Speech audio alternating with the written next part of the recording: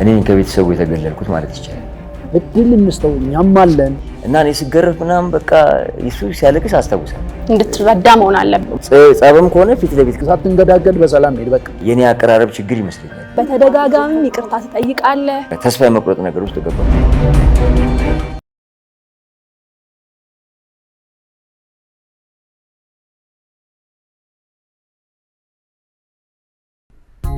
ይቅርታ ይቅርታ ይቅርታ ይቅርታ ይቅርታ ይቅርታ ይቅርታ።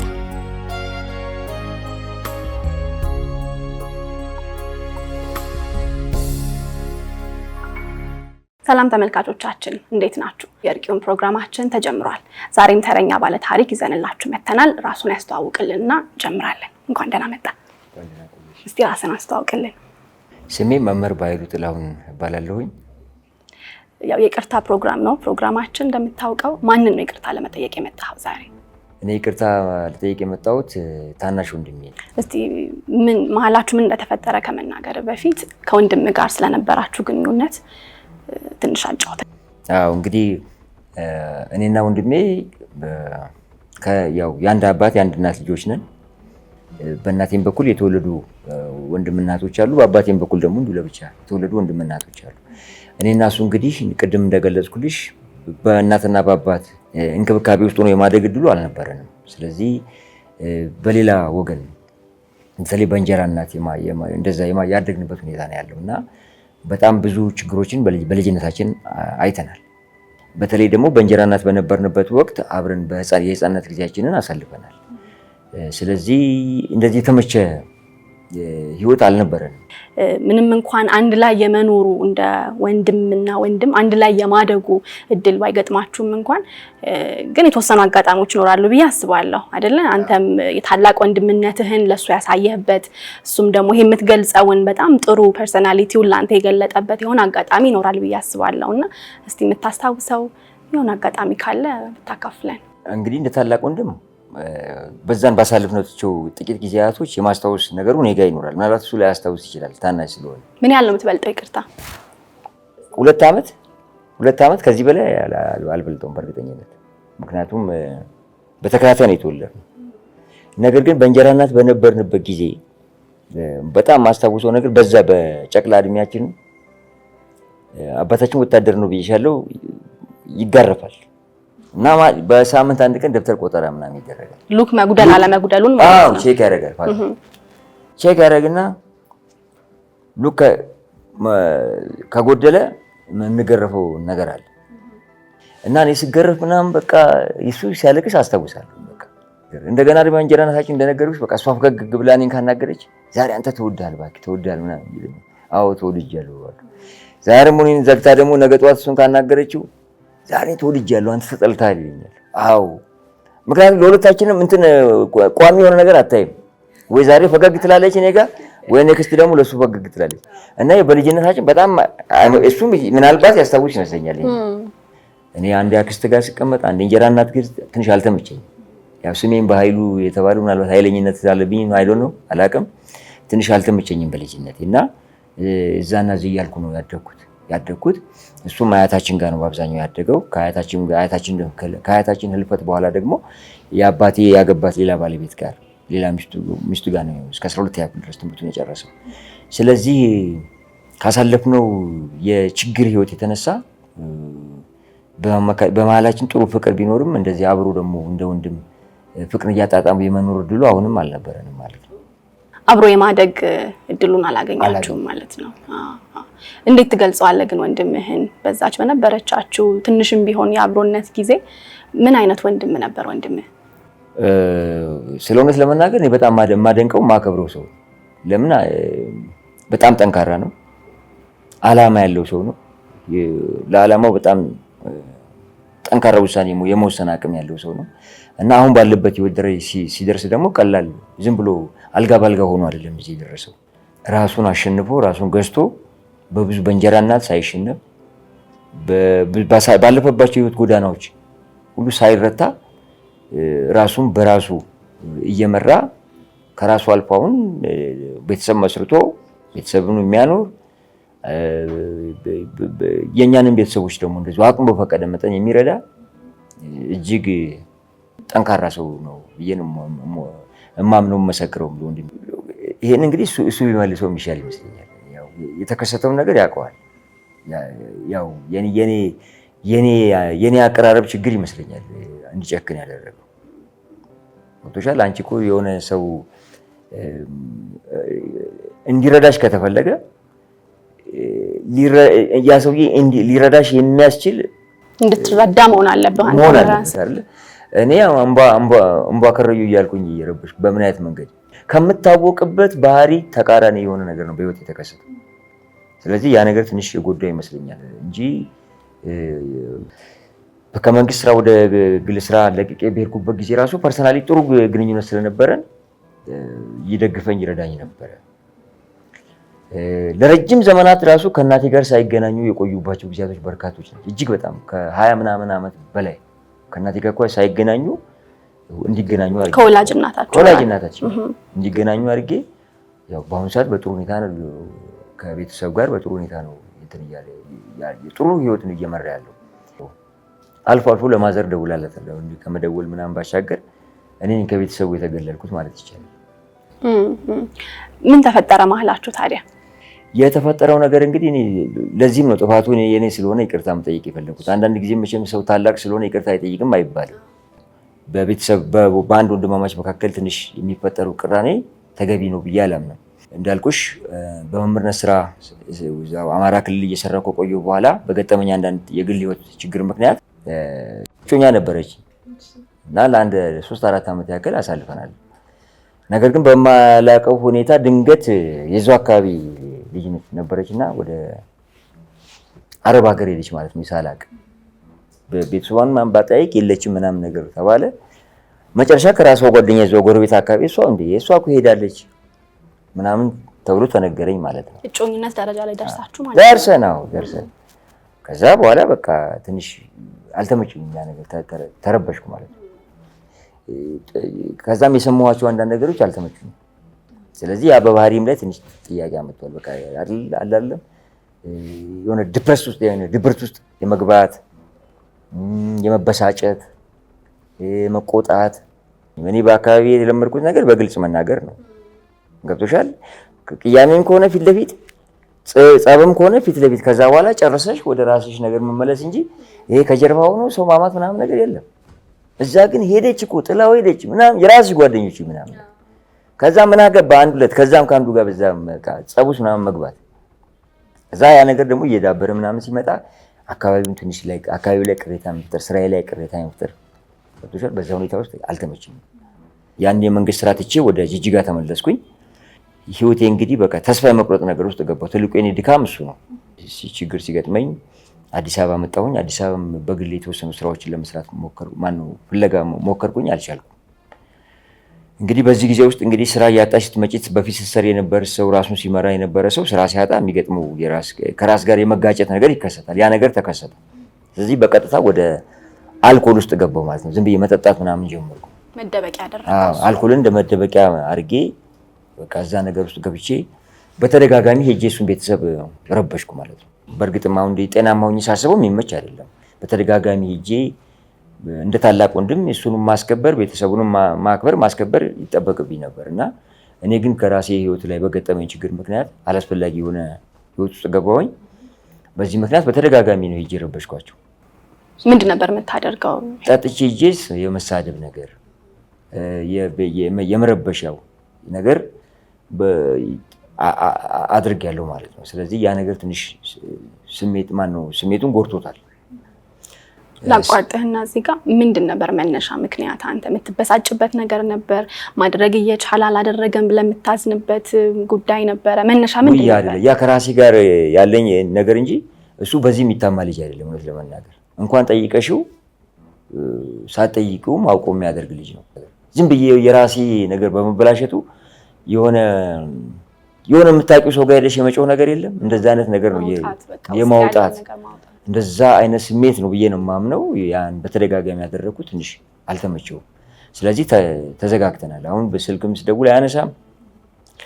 ወደ እንግዲህ አንድ ዓመት አካባቢ ሊሆን ነው ይሄ ከተፈጠረ።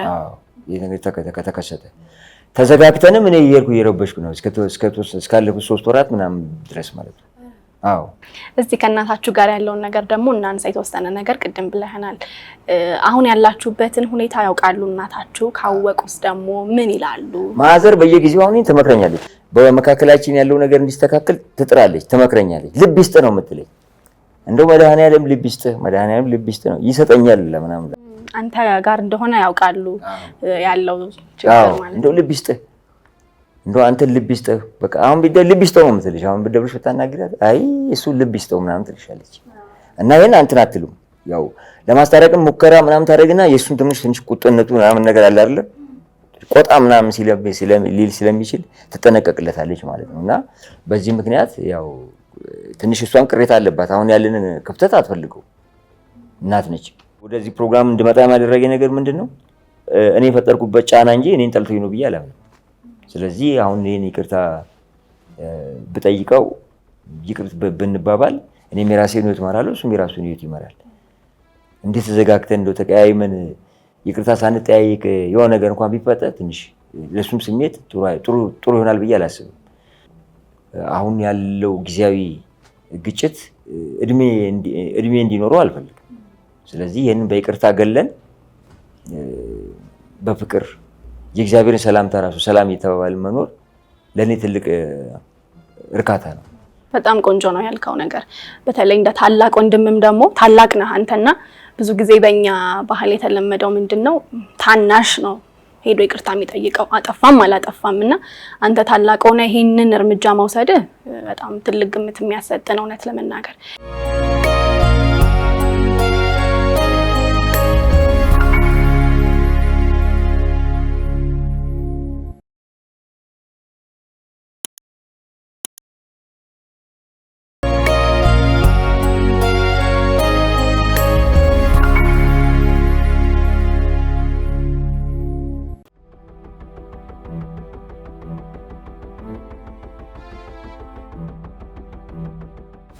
ልክ ነው አውቀዋል እኮ ከወንድምህ ጋር ባለው ኬዝ ነው።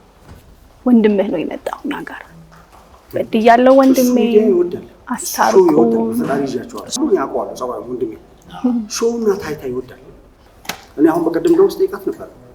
ሰሞኑን አይቼው አላውቅም። ምክንያቱም መንገድ ላይ ሰፈር ድረስ መጥቶ ትዳሬን ጭምር ስላዋከበ ነው ትንሽ ቅሬት አውቀናል። እሱ ነው ተለወጥ ፊቴ ነሳው ጠልቼው አላለም።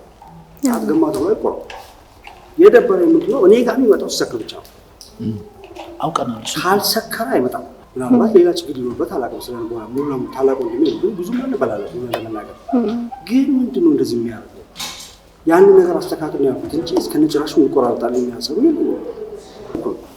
እናቱ እንዴት አድርጎ እንደመጣ ቃል ሁላችን እጅጋ ተወላጆች እጅጋ አልኮ እንደናደቁ እናቱን ከፍ ዝቅ አድርጎ እያለቀሰችበት ነው ያለው። ከኔ ይልቅ እናቱን ብታይት ቢሉ እሷም ቢል እኔ እንዳለው ነው በቃ ይወርድ ነው። የእሷ ሀዘን ነው እንደዚህ የሚያደርገው ነው ለመናገር የእሷ ሀዘን አሁን ብትጠየቅ እንደ እንትን ነው የምትገነፍለው። በእርግጠኝነት በምን በዚህ በማይረባ ነገር ሲያልፍ እርግጥ ነው ልክፍት ነው ያላቀም እየፈረድኩበትም አለ ራሱን ይሄ ነው ጥያቄ። ጸባችን ከኔ ጋር አሁን እዚያ ማድረግ ጋር ሲርቅ እንግዲህ 600 ምናምን ኪሎ ሜትር ነው ከአዲስ አበባ ጋር አሁን እናቱ እንደማያውቅ ሲያቀኝ እኔ ጋር መጣ።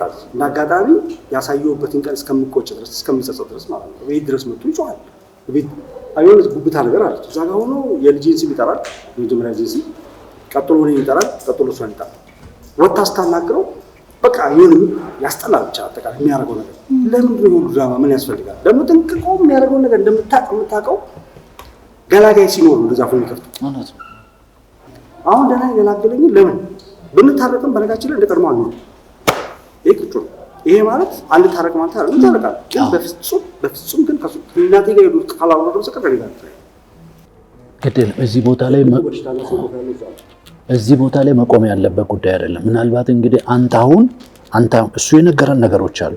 አንተ ደግሞ የምትነግረን ነገር ደግሞ የበለጠ አጠነከርከውና ይሄ ሁሉ በደልና ይሄ ሁሉ ችግር እንዳለን ይሄ ሁሉ ድርጊቶችን እንደፈጸመ በእርግጠኛነት ነግሮናል። በቃ እንደፈጸመ ግድል ሙከራ ነው። አሁን ያለ ሁኔታ እናድርግ ሰዎችን አንድ ወር 2 ወር ያሳየኝና እኔ በሱ ማወራው ነገር ህይወት ይሰጣል። በቃ ይሄ ትልቅ ነገር ነው። ግድ የለም እስቲ 2 ወር ቃሉን ጠብቆ እሱ እንደው ሰው ሆነ ሰው ሆነ ማለት እኮ ሌላ ነገር አለ። መጀመሪያ ከራሱ ጋር መታረቅ ይሄ አፉን የሚከፍተው በየቦታው እየጠጣ የሚለው ነገር ይተውና ከእናቱ ጋር ሰላም ያወራል። ከዛ በኋላ እኔ ባጣ ህይወቴ ራሴ አይደለም ማን ያዘረገኝ ገዛውቴ ካለ ፈጣሪ በስተቀር የሱ ይኸውልህ አሁን የምትላቸው ንግግሮች ያልካቸው ነገሮች ሁሉ እሱ ባለበትም ቦታ እንጠራዋለን። አይሆንም የምንለውን ነገርም ትንሽ እንቀንሰውና እንየው። እድል እንስጠው። ግድ የላችሁ እኛም አለን። ለመጨረሻ ጊዜ እድል እንስጠው። እድል እንስጠው። ከልብህ እርቅማ መውረድ አለበት። ሳትታረቁማ እሱም መጥቶ እዚህ ሳያወራ እግራችሁ ላይ ሳይወድቅ፣ ምክንያቱም የመጨረሻም ከሆነ እድል እንስጠው። እንዳላችሁትም ደግሞ 2 ወር 3 ወር ደግሞ እንሰጣለን፣ እንከታተላለን። ግን አትሊስት ኢት ማይት ቢ የመጨረሻውና ልናመሰግን እንችላለን ይሄንን ቀን እንኳንም እድል ሰጠልን። ምክንያቱም ሁሉም ሰው እያጠፋ አይቀጥልም እስከመጨረሻ። የሆነ መቼም ፍሊፕ የሚያደርግበት የሆነ ጊዜ አለና የባህሉ ይሄ ወቅት ሊሆን ይችላል፣ ማን ያውቃል። ስለዚህ እድል እንስጠው። እግራችሁ ላይ ይውደቅ፣ ይቅርታ ይጠይቅ፣ የተሰማውን ነገር ይናገር። ግድ የለም አሁን ባለበት ሁኔታ ላይ አንተ ያልካቸው ነገሮች ሁሉ መሰረታዊ ነገሮች ናቸው። በዛው ደረጃ ላይ ዛሬ ኦኬ ይቅር ብያለሁ፣ ይቅርታ ልጠይቅሃልና ይቅር ብያለሁ፣ ግን እነዚህ ነገሮች መለወጥህን ማየት እፈልጋለሁ። ለኔም ማሳየኝ፣ ለነሱም ማሳያቸው፣ እንታዘበው። እኛም ይሄ ሁሉ ሰው አለ ጭነት ይሆንበታል። እንኳን ደህና መጣ ባይ ነው።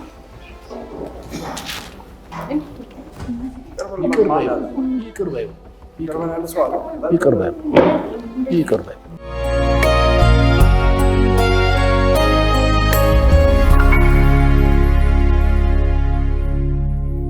ስለመጣችሁ በጣም እናመሰግናለን። በተለይ አንቺን፣ ምክንያቱም እሱ እስኪደርስ ድረስ እዚህ አያውቅም ነበረ ኬዙን እና ሚስጥር ጠብቀሽ ይዘሽ አሳምነሽ ስላመጣሹ በጣም እናመሰግናለን። ይቅርታ መጠየቅ የፈለገው ወንድማችሁ በኃይሉ ነው። እስቲ የተወሰነ ነገር ንገረን። አጫውተናል ለኛ ግን የተወሰነ ነገር እና ምን ገፋህ ደግሞ በተለይ ምን ገፋህ ይቅርታ ለማለት? በዋነኝነት ከወንድምህ ጋር ነው የተፈጠረው ነገር አይደለም? ምንድነው የገፋህ ከሱ እንጂ? በዳው ነኝ የኔና የጆዬ ነው የምለው። የኔና የዮሴፍ ነገር በጣም ቀላል ነው። ከምንም በላይ እኔን ጸጸት የሆነኝ ውስጤን በጣም የረበሸውና ረፍት ሰላም ያሳጣኝ ነገር ውድ ባለቤቱንና ቤተሰቦቿን ባሳየሁት የስነ ምግባር ግድፈት እጅግ ከመጸጸት የተነሳ ይቅርታ መጠየቅ አስፈላጊ ሆኖ ስላገኘሁት ነው ይቅርታ የጠየቅኩት። እንግዲህ እንደ ታላቅ ወንድም ዮሴፍ ታላቅ ወንድም ነኝ እኔ። እንደ ታላቅ ወንድም አላስከበርኩትም። ባለቤቱ ምን ያህል እንደምታከብረው ተከባብረው ተፈቃቅረው እንደሚኖሩ በጣም አውቃለሁ። ታላቅ ወንድም ደግሞ የሚጠበቅበት ነገር አለ። ማክበር ማስከበርም ከታላቅ ወንድም ይጠበቃል። ነገር ግን እኔ ያሳየሁት የስነ ምግባር ግድፈት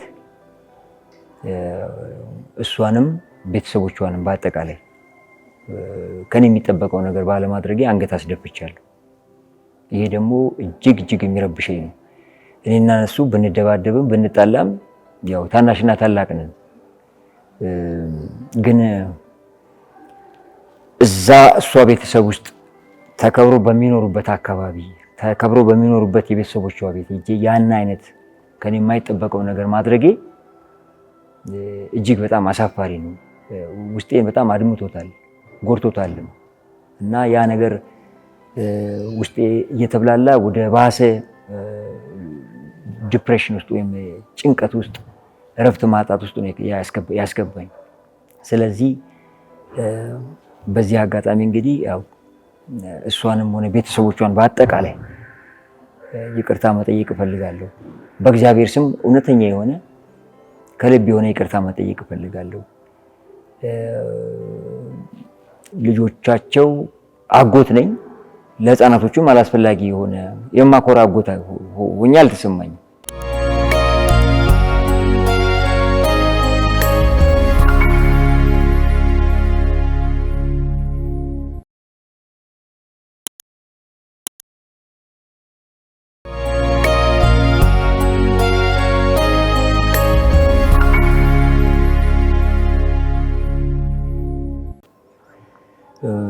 በእርግጥ ይሄ አብሮኝ የኖረ ባህሪ አይደለም። ከተወሰነ ጊዜ ነው እንደዚህ አይነት ነገር ውስጥ የገባሁት። ያው እነሱም ጠንቅቀው ያውቃሉ እና በእኔ የህይወት በገጠሙኝ አንዳንድ ችግሮች ምክንያት ህይወቴ ድንገት ወደ ማላስበው አቅጣጫ ወደዚህ አይነት እጅግ በጣም አሳፋሪ ወደሆነ ነገር ውስጥ ገብቻለሁ እና ለዚህ ቤተሰቧንም እሷንም በመረበሽ በጣም ነው ይቅርታ የምጠይቀው። ከዚህ ባሻገር ደግሞ እሱም እጅግ በጣም የምወደው ወንድሜ ነው። ይቅርታ መጠየቅ ነው የፈለኩት ማለት ነው። ከእርቅ በላይ ግን ነው እኔ ካንተ ምን እንደምፈልግ ታውቃለህ። ብቻ አሁን የምትላትን ነገር አንተ ብዙ ሁኔታ 3 ወር ከቆየ እኔ እቅርላለሁ። ቃል ግባለት። አሁን በጣም አስቀይማቸዋል። የገባን ነገር እሱ ነው። አይ ቲንክ በተደጋጋሚ ይቅርታ ትጠይቃለህ። ከዛ በኋላ ግን መልሰህ እዛው ቦታ ላይ ነው የምትሆነውና ቁምና በኃይሉ ተግባር ተግባር በኃይሉ የመጨረሻ ነገር እንስጠው። እሺ ስለሰጠኝ እድል አመሰግናለሁ። መጀመሪያ ይቅርታ አንደኛ ራስን ያሳርፋል። ይቅርታ መበደሌን አውቄያለሁ። ልክ ነው ዮሴፍ እንዳለው ይቅርታ ሲደራረብ አንዳንድ ጊዜ ሪፖርት አይነት ነገር ሊመስል ይችላል። ስለተሰማኝም ነው ይህንን መድረክ የተዘጋጀበት ዋናው ምክንያት። ስለዚህ እንዳለው እግዚአብሔር ይረዳኛል በእርግጠኝነት። ግን በጣም ተጠጥቼ ከአንገት በላይ ሳይሆን ከአንጀት ሰው ውጭ ነው ያለ ውስጥን የሚያየው እግዚአብሔር ነው አይደለም። እና ከመጸጸት የተነሳ ነው ይሄንን ይቅርታ እየጠየቅኩ ያለው እና ይሄንን በምን ገለጻው እና ይሄ ነው። ከዚህ ባሻገር ተለውጠ እንዳይፈልጋል በቃ ይሄ ስካርና እንደዚህ አንዳንድ አላስፈላጊ የምጠላቸው ነገሮች አሉ። እነሱ ለኔ ብላ ለራስ ሳትገባ አንተ በዚህ በምታወራው ቃል የተወሰነ ጊዜ እስከ 3 ዓመት እስከ 3 ወር እንደው ሳትነካካ ከቆየ እኔ አደንቃለሁ። እሺ ቃል ለተግባር 78 ሰምቻለሁ። አሁን የምፈልገው ከሺህ ቃላት ተግባሯን ነው። ልክ ነው። በጣም እናመሰግናለን። እሺ እግዚአብሔር ይስጥልን። በጣም እናመሰግናለን። እሺ ሺህ ቃላት አይደለም። እሺ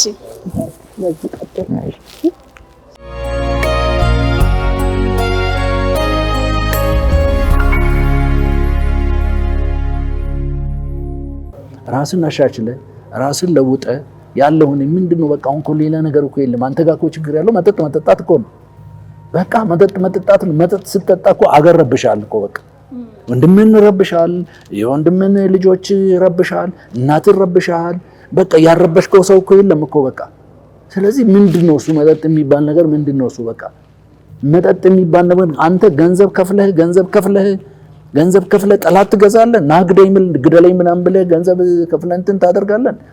እሱ ያሳየኝ 2 ወር በቃ ከምንም ነገር ነፃ ወጥቶ ያሳየኝ ለታ እኔ ህይወቴን ልስተዋል። ከዚህ ለኛም በጣም ነው የከበደን የእውነት ማንም ሰው እንደዚህ አይነት ንግግር አይናገርም። በጣም ከባድ ንግግር ነው የተናገረው። የገባን ነገር ወንድም በጣም ነው የሚወድ የሆነ ነገር ይናገርና እኔ እሱን ለማጋራት ፈልጌ አይደለም በጣም ስስልባለሁ ለአንተ እሱ በጣም ገብቶኛል። እኔ ስስልባለሁ ግን አይሆኑ በድለዋል እና በጣም ቅር ተሰኝቶብሃል። በጣም ይሄንን ካንተ ውጪ መቀየር የሚችል ሰው ደግሞ በፍጹም የለም። ይቅርታ አይደለም ፊት ለፊት ቆመ ይቅርታ አይደለም እንዳልኩ በተደጋጋሚ ስላልከው አቅልቦታል፣ ቀሏል። ያንተ ይቅርታ በሱ ፊት በጣም ቀሏል። ይሄንን መቀየር የምትችለው ራስህን በትክክል ቀይር። ምንድነው ችግርህ? አንተ መጠጥ አይደለም በተግባር ነው። አንተ ከገባህበት መከራና ችግር እናትህን ስታግዝ እናትህን ማገዝ ማለት እኮ ገንዘብ መስጠት የሆነ ነገር ማድረግ ብቻ ሳይሆን እናትህ ጋር ብቅ ብለህ እናቴ ሆይ እንደዚህ አይነት ሁኔታ የነበርኩ ሰው እንዲሆነኝ ጸጽቶኛል፣ ይቅር በይኝ እናቴ ሆይ ብለህ ያለ ሁኔታ እህቶችን ወንድም